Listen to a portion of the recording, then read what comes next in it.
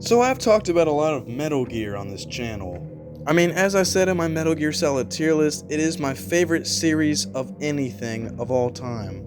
I've talked about the games, I've talked about the story, not really. I've talked about the characters, really just one. But I have not talked about the creator. And I mean, the creator is the most important part. And no, I'm not talking about Konami, bro. I hate Konami to death. I hope they die. I am, of course, talking about Kojima is good! Look, man, if you don't know who Hideo Kojima is, that's okay, because I'm about to tell you about him. I will forever stand by the belief that this man is the Kanye West of video games. If you don't know why I'm saying this, well, I mean, it's because Hideo Kojima is a genius. This is my completely unbiased take. He makes video games like nobody else.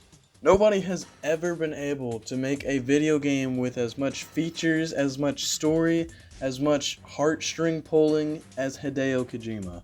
His games you can easily get into, and even the bad one, which I don't really like, Death Stranding. Don't get mad at me for disliking Death Stranding though. If you like that game, so what? Just go play it, man. But I mean, this game, Death Stranding, gave the ability to create bridges between multiple communities, people unknown even. I mean, think about it. He was literally able to virtualize the concept of solidarity in a video game. People who played Death Stranding for the first time knew that the game was gonna be difficult. I mean, walking all the time, all in the, every single place, like, what is this? But, I mean, as long as they progress, they get new types of equipment and resources that make it easier to achieve goals. Plus, they can share those among other people. A newcomer playing that game first time can use the already available resources to advance way faster. It's all thanks to this man. And if you complain about cutscenes in Hideo Kojima's games, get out.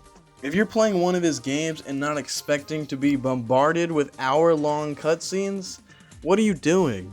That's the main point of his games. He's there to tell stories. He's there to entertain people. He doesn't care that you want to play a game. You basically bought a $60 movie, okay? Just shut up and watch the cutscenes.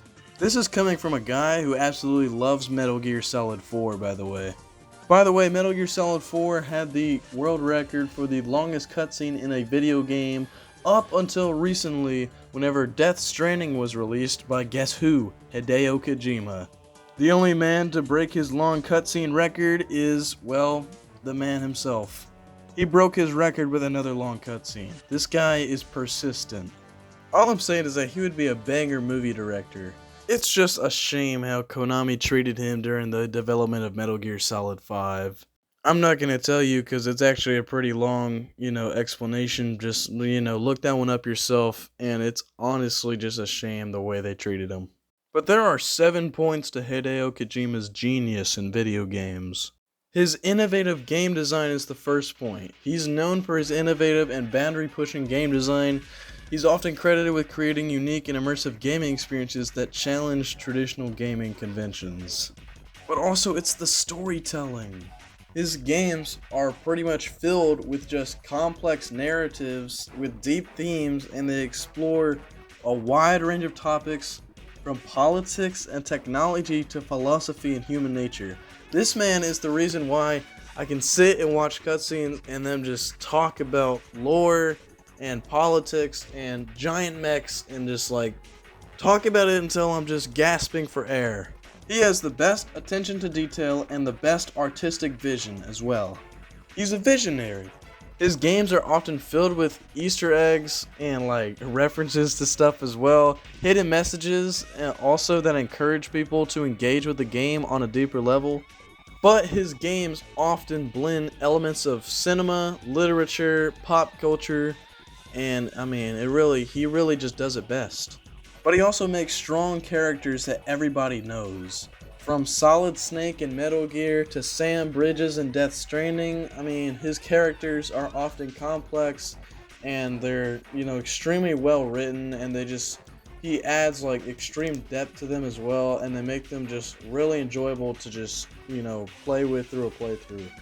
But my man is also just not afraid to take risks either.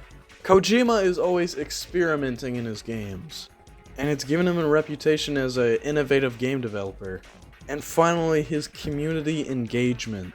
He's always attending live events, he's always engaging with people on social media, he's always sharing insights into, what he goes through to make a game, his creative process.